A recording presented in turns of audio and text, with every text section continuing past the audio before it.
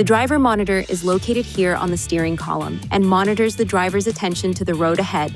The system looks for head position, direction, and eye opening. If the system does not detect the driver's attention on the road, a series of warnings will be displayed. If the driver's face is below the camera detection range, the driver monitor may not work properly. It may be necessary to lower the steering column or raise the seat so that the camera can detect your entire face. The driver monitor is active in all drive modes, not just when ProPilot Assist 2.1 is active.